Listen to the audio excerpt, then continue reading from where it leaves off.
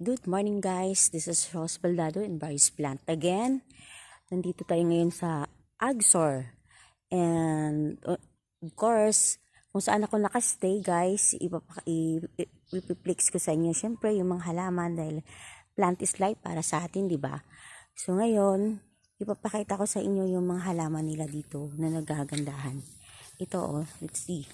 Tingnan nyo guys Gaganda ng mga halaman dito sa Camp Marigon. Yan.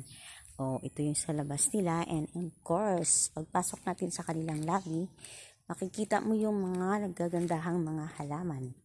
Look. Ang lalapad ng mga dahon, guys. This is it. Tingnan nyo. Ito, ang gaganda nito.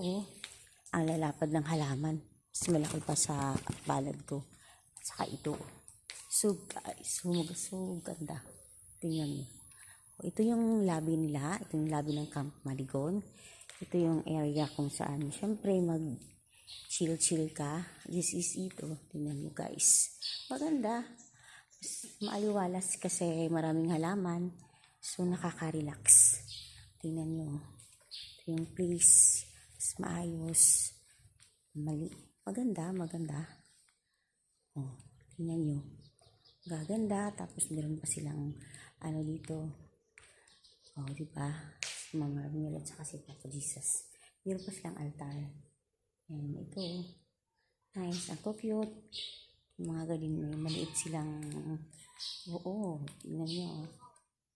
Yan. Maganda. Ito. Ang ganda.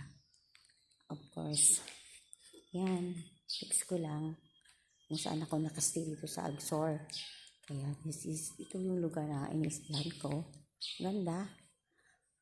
Yan. Yes. Ayan. Ito lang guys.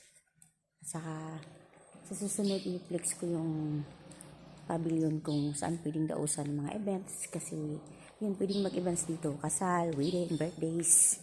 Yun. Kung gusto nyo mag-inquire sa kanila, pumunta kayo sa Facebook nila, Camp Marigon.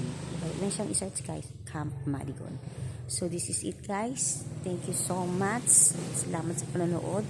Just follow me and Facebook and click the link YouTube.